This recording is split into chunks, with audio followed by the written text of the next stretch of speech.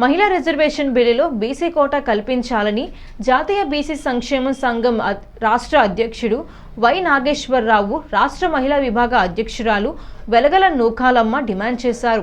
బీసీల రక్షణ చట్టాన్ని కూడా వెంటనే అమల్లోకి తేవాలని విజ్ఞప్తి చేశారు.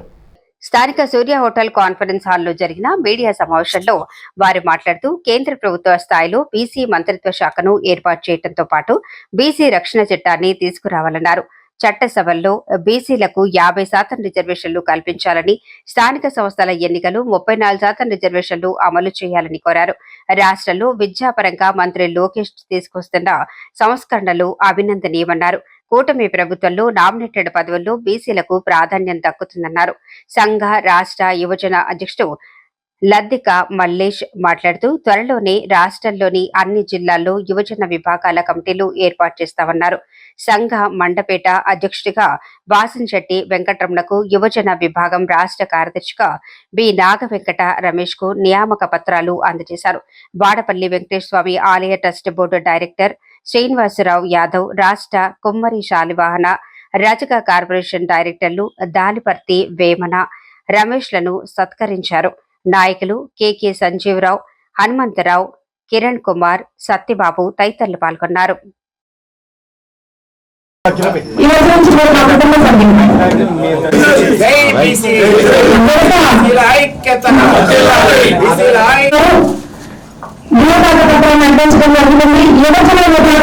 రాష్ట్ర కార్యదర్శిగా ఈ రోజు నుంచి ఉడతా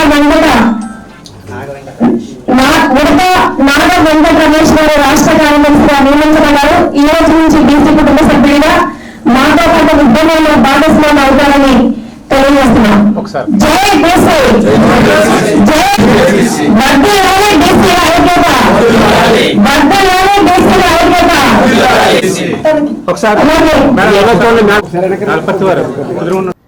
ఎన్నికల ముందు రాష్ట్ర ముఖ్యమంత్రి వర్యులైనటువంటి చంద్రబాబు నాయుడు గారు జాతీయ బీసీ సంక్షేమ సంఘం ఆంధ్రప్రదేశ్ శాఖను పిలిచి అనేక అవకాశాలు కల్పిస్తాం బీసీలకి, కూటమి ప్రభుత్వాన్ని గెలిపించండి అని హామీ ఇవ్వడం జరిగింది. ఆ ప్రయత్నంలో భాగంగా మేము 100 నియోజకవర్గాలు తిరిగి రథయాత్ర చేసి కూటమి గెలుపుకు ఎనలేని కృషి చేయడం జరిగింది. ఖచ్చితంగా మాట ఇచ్చిన ప్రకారం నామినేట్ పదవుల్లో వాటాలు కానీ, అలాగే చట్టసభల్లో వాటాలు కానీ సుమారుగా 40 మందికి బీసీలకి ఎమ్మెల్యేలుగా అవకాశం ఇచ్చారు, ఎంపీలుగా అవకాశం ఇచ్చారు, రాజ్యసభలో స్థానాలు ఇచ్చారు, 56 కార్పొరేషన్ చైర్మన్లు, అలాగే నామినేట్ పదవుల్లో వాటా ఇచ్చారు.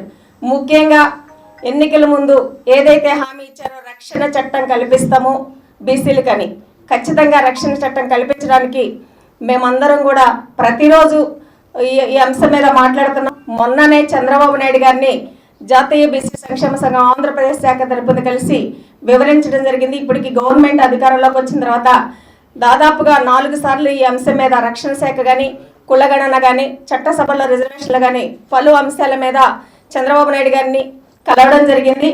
అందులో భాగంగా ఆయన హామీ ఇచ్చారు రక్షణ శాఖ ఏర్పాటు చేయడమని.